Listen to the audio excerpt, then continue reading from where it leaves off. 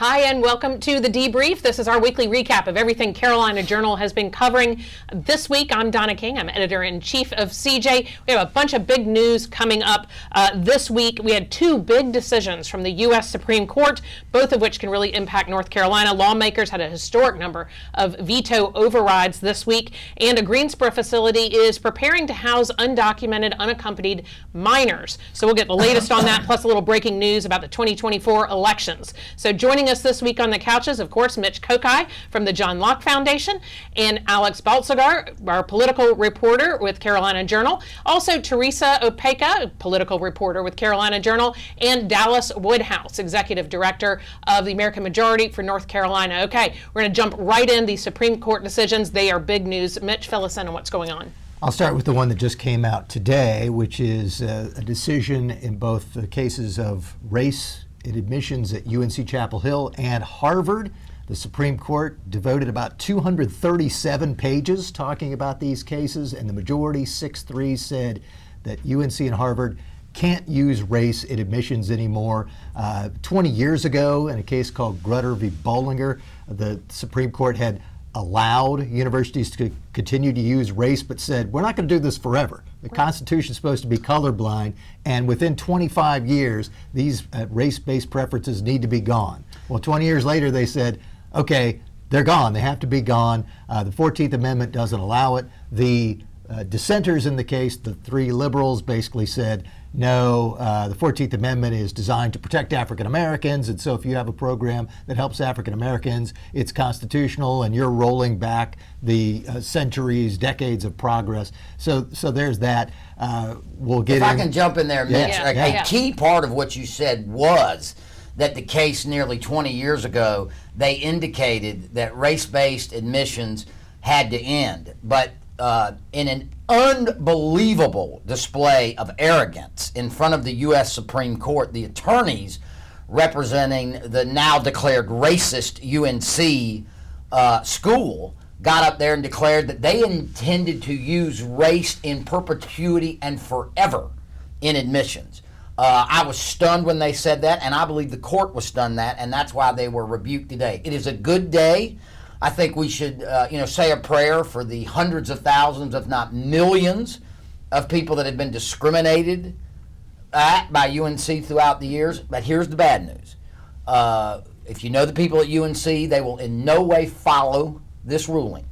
They will use every possible proxy for race that they can. And for this ruling to have meaning, the legislature and the Board of Governors will have to step in and ban the use of race by proxy for other factors. And that's actually a question. Will they follow it? They will try to find a way to get their same numbers of African American students that they have today by not using race explicitly. But Dallas is right that they'll try to find a way to get around it. And we know that people who were looking for this kind of ruling for the race-based admissions to be struck down have already been preparing for what's next, because the universities still want to have the same numbers that they're already getting, but they're going to find a different way to try to do it. And one of the downsides could be that they'll have to lower standards to come up with ways to get what they already have now, not using race as explicitly.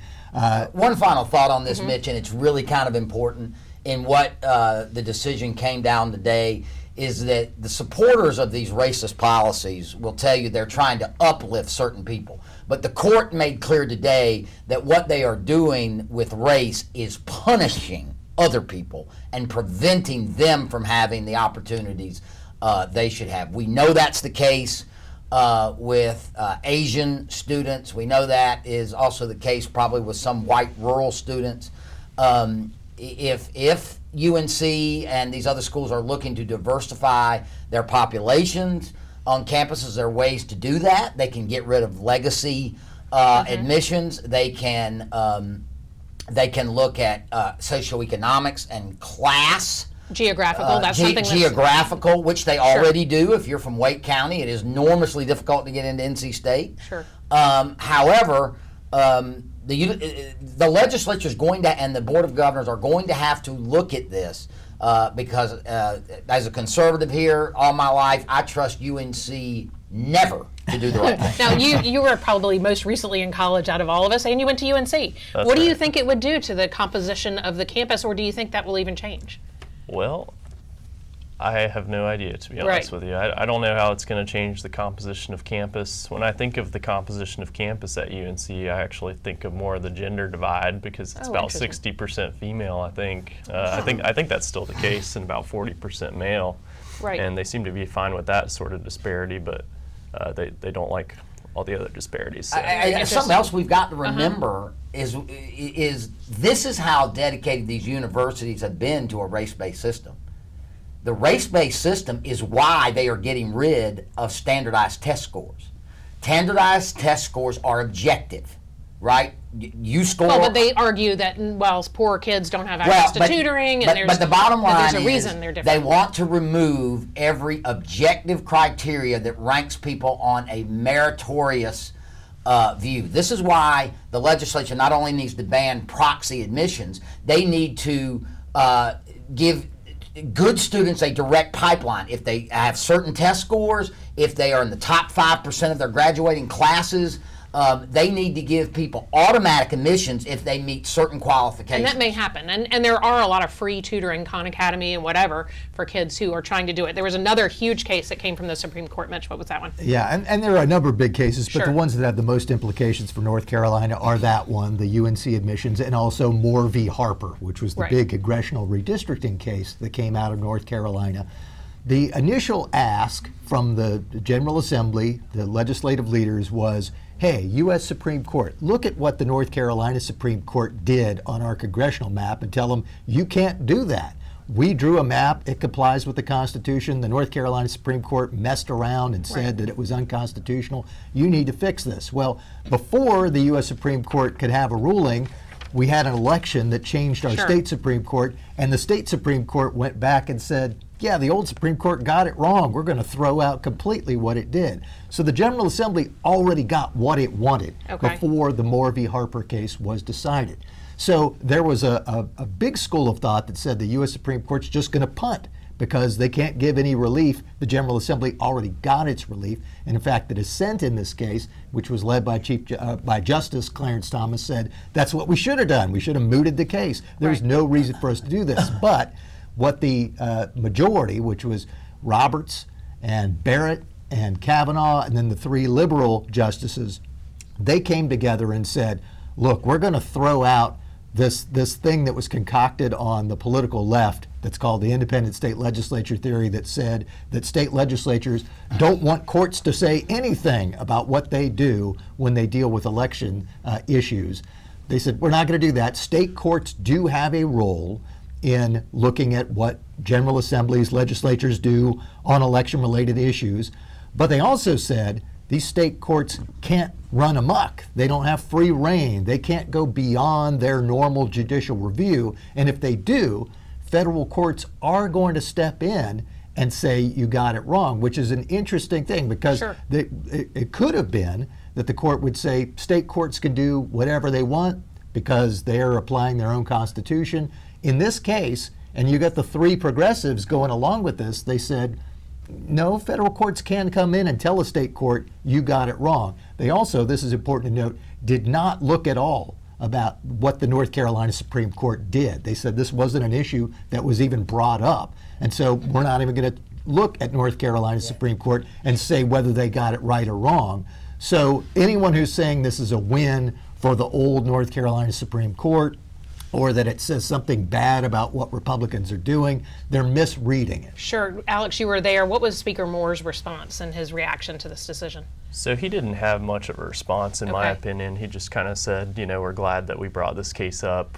And I think he said something to the effect of accepting the outcome of the case, because I think Dallas made this point earlier. They didn't really lose here. You know, they didn't win in terms of what exactly getting everything that they wanted. But they didn't lose in any sense either. Sure. And the most important thing the viewers need to know is that a Republican General Assembly is going to redraw the congressional districts. They were before this case, they were after this case, and they will have a much friendlier Republican state Supreme Court to review, and the net of this is going to be a pickup of 3 or 4 congressional seats for Republicans in North Carolina. That was the case last week, and that's the case now, and it hasn't changed. Sure. Teresa, you follow the executive branch pretty closely. What was the governor's response to this decision?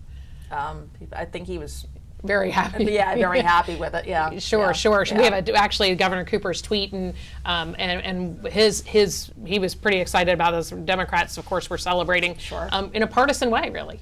Oh yeah, definitely, most definitely, and the tweet says it all. Yeah, he was definitely happy about it. Exactly. Yeah. That was one What thing I thought was an interesting. unbecoming statement by the sorry governor to sit there and call Republicans a threat to that's democracy. the thing, I mean, right? that is an embarrassment for the state of North Carolina. It seemed like it's only a threat because it's Republicans. Not because I mean, we really have a governor that has jumped the shark. I mean, he gets out there and accuses. And I attacked him on this. As you know, I write for Carolina Journal. That equally divided elections boards, and we talked a little bit about this in previous weeks, we're going to rig elections for Republicans. Roy Cooper has become, when it comes to election interference and delegitimizing the outcome of elections, he's just like Donald Trump. They're exactly the same. Roy Cooper and Donald Trump are both hurting our democracy by saying things about rigging elections and all this kind of nonsense. And the people in North Carolina deserve better. Maybe they're appealing to the Cooper Trump voters. Yeah, maybe. There are some of those I don't know out who there. that is, right? They are appealing to lunatics. Right. Interesting. All right. Now, you have been down at the General Assembly all week, speaking of a crazy environment, I'm sure. Yes. So what's been going on down there? It seems like I'm getting big news out of there every single day this week. So speaking of Governor Cooper, Yes. The General Assembly, they have a supermajority, the Republicans do, and they overrode a record 6 vetoes in one day. Wow. I think we have the Tuesday. list of how many there were. There's a ton. Yeah, that's right. So there were 6 vetoes. Some of the more notable ones, there was a banning ESG in state government investments type of bill. There was a non-discrimination in state government type of bill, and then there was a farm bill were some of the most notable ones. And then there was an auditor bill that I think State Treasurer Falwell and State Auditor Beth Wood signed on to. They both appreciated. That one was overridden with bipartisan support. That's a lot in one day. Alex, one that I found really fascinating is the SB 331, the Consumer Finance Act amendments. That didn't get a lot of attention. It didn't get a lot of attention, but here's why that was so interesting to me. That is a bill that deals with some, not necessarily payday lending, but in that neighborhood, in that family of high interest loans and whatever else. Right. It's a difficult issue because on the left, groups like Center for Responsible Lending and Self-Help and these groups, they don't really like those things. But Democrats actually took a look at this, a lot of Democrats, and they know these are not really attractive ways for people on the lower economic ladder to borrow money, but it is a better option than having no option. Right. And a lot of Democrats took a very, very difficult vote, and then Cooper vetoed it. And I am convinced that he did not tell the Democrats that he had a problem with this. He really hung out a lot of his own people to dry at the legislature on that bill. Sure. Yeah, and we saw when the Senate had to vote on the override and all the Democrats flipped to support Governor Cooper, there was a tweet from their Senate Democrats saying, I can't believe the Senate would vote to override the governor on this terrible bill. And then there was a response from a Republican legislative staffer who said, look, didn't you all vote for this bill the first time? One of you? I wonder if that account whoever's running that account even pays attention to what's going on down there. And another that was a interesting, near unanimous vote, Yeah. wasn't and it? another interesting piece was when these votes all came before the House, there were a couple of them where all the Democrats decided, okay, let's sustain Cooper. But there were a handful where people like Representative Shelley Willingham, Representative Michael Ray decided, no, I'm sticking with my initial vote. Very interesting, Cecil Brockman, representative from the Triad area, who had missed the votes on several of these bills the first time around. So he basically had a good excuse to say, oh, the governor's against it. I really didn't have a chance to look at it. I'm just going to go with him. But he voted for him. He said, no, I'm voting for these bills despite what the governor Teresa, says. which one's got your attention? You've been following the ESG and compelled speech and those for a while as part of the executive coverage. Yeah, I would say the compelled speech. Okay. Destin Hall came out and presenting, the argument to do the override this week, saying, there was a question on the UNC application, I believe. Right. It said, are you going to speak to, how are you going to handle diversity? How are you going to react to it? How are you going to, they took that off. They felt that question was, sure. Obviously, people were questioning the question. Right. But then we also had Robert Reeves saying, well, you know what, this is wrong. You could be who you want to be.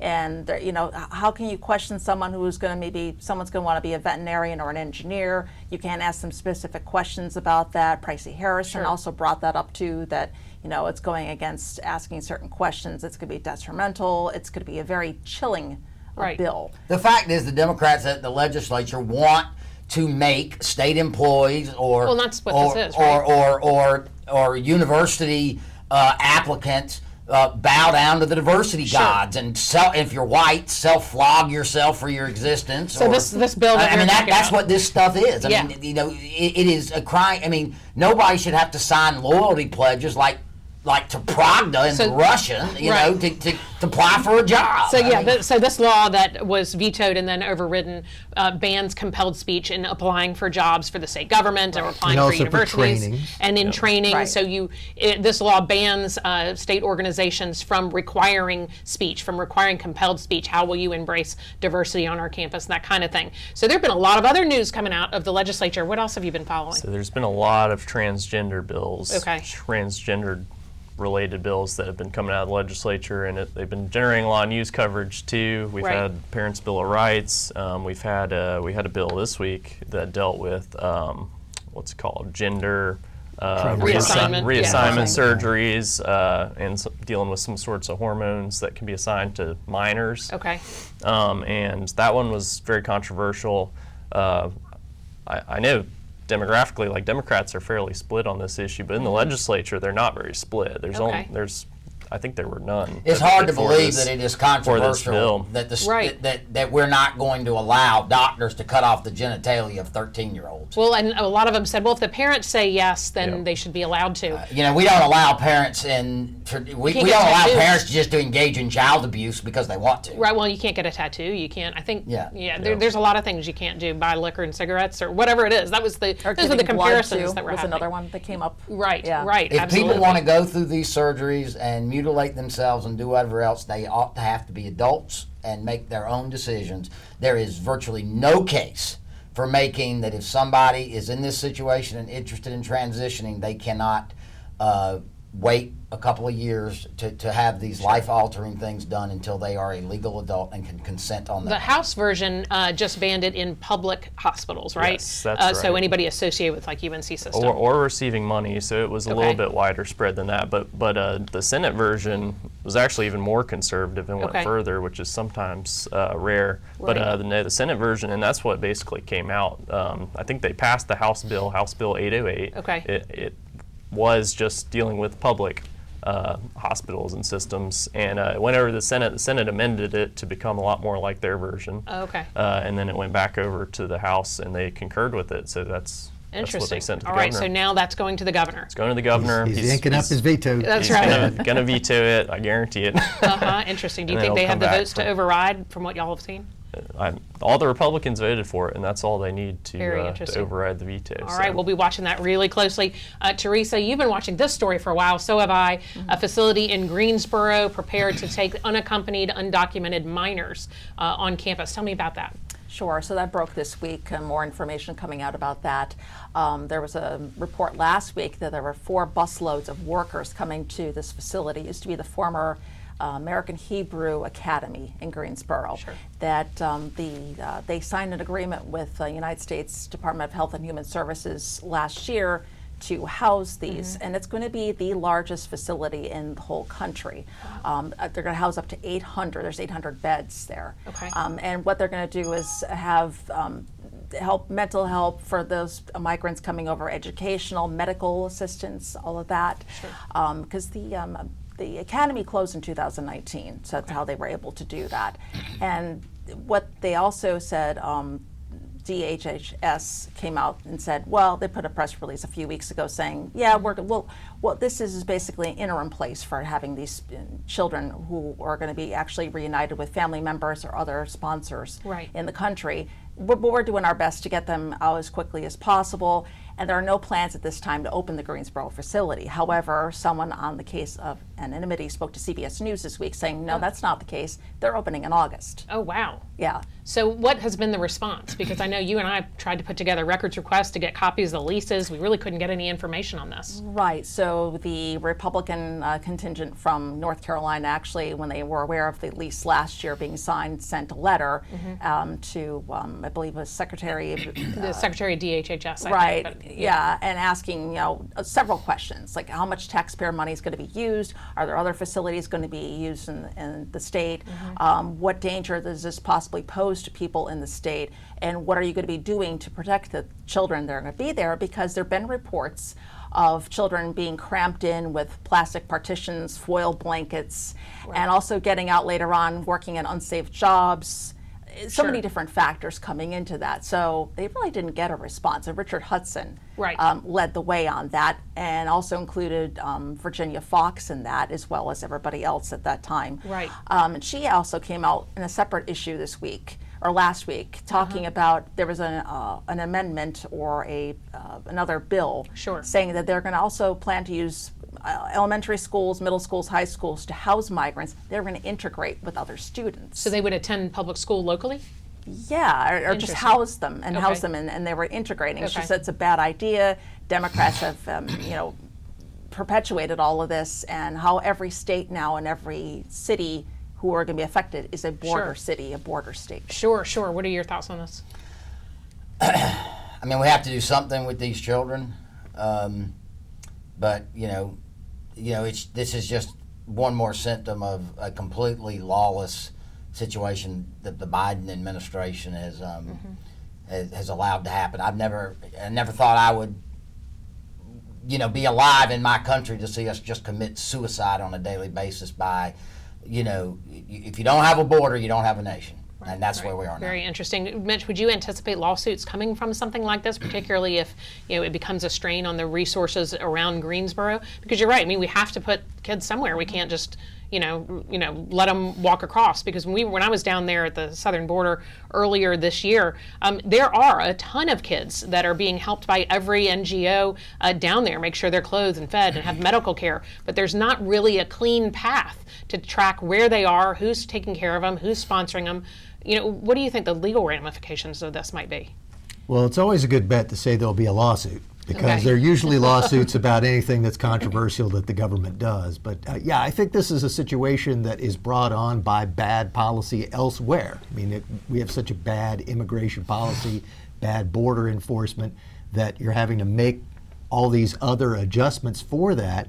And who knows whether this is just the best bad solution out there or not. But I think anyone who's looking at the Biden administration and all the bad things it's doing elsewhere has concerns about what's going to be happening here in North Carolina and in other states dealing with problems created by other bad policies. Right. I mean, this really is a humanitarian crisis. You and I have talked about this when I was down there, and particularly when you look at these NGOs who are really, on a mission. They are helping people and making sure people aren't struggling, but they're also sort of perpetuating and creating a DMV-like synchronization to coming in across the border. What are your thoughts on it? And pending the presidential election, this is actually has to do with Governor Ron DeSantis, but he was coming out with several statements that basically put him to the right of Donald Trump on immigration, where he was criticizing President Trump's immigration policies for not getting some of the stuff done that he said he would, like finishing the border wall, getting Mexico to pay for the border wall, and stuff like that. And he even proposed policies like basically shooting cartel members that are coming across on site, because apparently we're not allowed to do that right now. Oh, interesting. So he was kind of outflanking Trump on the right on immigration. So that'll be something to watch as to how DeSantis does in the Republican primary. Sure, absolutely. So let's move on, actually. Now that he's mentioned Ron DeSantis, I want to come to the 2024 election. You have a little breaking news, maybe, and what are your thoughts on what we can expect from North Carolina? Well, I think the big news this week is coming out, something that we at Carolina Journal had heard and have been working on, is that retiring Associate Justice of the North Carolina Supreme Court, Michael Morgan, or Mike Morgan as most of us call him, is preparing to run for governor in the Democratic primary versus Josh Stein. Of course, this is very interesting. I personally think this is a really good situation for Democrats. Morgan is a likable fellow. He has admirably served the state for many years. He's too liberal for my taste, and he will be a worthy opponent to Josh Stein. Now, it is not often in North Carolina that either major party, that any candidate the seat is open. Of course, we don't have an incumbent. Usually is going to get a free pass in a primary, and primaries are good. And what I would be glad about if I was a Democrat in North Carolina is, here's the worry I would have for 24. The Republicans are clearly going to have the bigger primary show. They're going to have a robust primary for the presidential race, for the Republican gubernatorial nominee. Democrats were going to have a sleepier primary if Stein was basically coronated and Biden going to be the Democrats' nominee. And here's why it matters, is that unaffiliates can pick either primary to vote in, and a lot of unaffiliates tend to go to the primary where the best action is. And what they do is, if an unaffiliated votes in your primary, they are overwhelmingly likely to vote for that party's candidate in the fall. So attracting unaffiliates into your primary is a big part of winning in the fall. Here is the other part that I think is most important. Remember that the judicial races are different than any other race. Mr. Morgan cannot continue in his role as a judge, so he will presumably drop out and resign his position on the North Carolina Supreme Court by Labor Day of this year. That opens up a seat on the North Carolina Supreme Court that Roy Cooper will appoint. Sure. Will Roy Cooper appoint Allison Riggs, who is a very liberal activist judge that was recently put on the Court of Appeals? By him. Right. By him. Yeah. Or, and I think this would be a very good move for Democrats, will they ask former Chief Justice and defeated U.S. Senate candidate Cherie Beasley to go back on the North Carolina Supreme Court and to run in 2024 for a full term as Associate Justice. She will not even be 60 years old come 2025, so she could easily serve a full term, almost 2 full terms. Yeah. And they would not find a better candidate to potentially retain one of the 2 seats they have on the 7-member court than Miss Beasley, even though she has lost 2 recent statewide elections, but actually I think has performed very well for Democrats. What do you think that would mean for the High Court? Well, the good news for Republicans there is it's Democrats who are playing defense. Okay. It's a Democratic seat. It's the only one that's up this time. One of the main reasons that Mike Morgan wasn't going to run for re-election of the court is that at age 67 and turning 68 this year, he couldn't serve a full 8-year term under current law. We know there's some talk about raising the mandatory retirement age, but under current law, he could serve about 3 years in a new term. By retiring and perhaps getting into the governor's race, that gives him a chance to do something else. I think it would be a good call if they asked Cherie Beasley to run again. But once again, from the Republicans' perspective, they're playing offense now. Sure. They're just trying to pick off the last 2 Democratic justices in the next 2 election cycles. Well, but I will say this, if Republicans happen to pick up that seat and we end up with a 6-1 Republican court, the Democrats are looking at 2030 Right. before they could start having a majority Yeah. on the state Supreme So Court. speaking of, And yeah, I go was ahead. going to say, the other interesting thing is, Dallas alluded to this, but to me, the most interesting part of Mike Morgan getting into this is that we see that unlike the reports that we've been hearing for a long time, not all the Democrats are real thrilled about Josh Stein that's running for interesting. governor. I mean, I think that the thought was, oh, this guy's the front runner. He's going to be unbeatable. Everyone in the Democrats has rallied around him. Well, if people are seriously talking to Mike Morgan about running, that means that not just to have a competitive primary. And Stein hasn't gotten the endorsement from Cooper yet, right? He has not. Cooper will not be able to endorse in that race Right. if Mike Morgan and Josh Stein are running against each other. Interesting. He'll have to stay on the sidelines, in my opinion. I think the other thing that is interesting about the whole situation with Morgan is it shows you sort of the constant divide you have in the Democrat Party over race.